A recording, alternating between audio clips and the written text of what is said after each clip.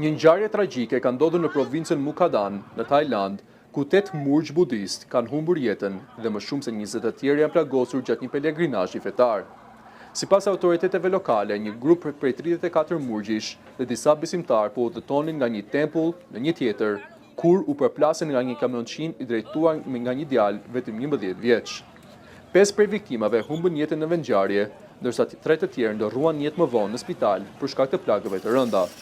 Gjithashtu, 22 murgj dhe një besimtar tjetër mbeten të plagosur, mes tyre disa në gjendje kritike. Ekipet mjekësore po vazhdojnë trajtimin e të lënduarve, ndërsa situata shëndetësore e disa prej tyre mbetet e rëndë.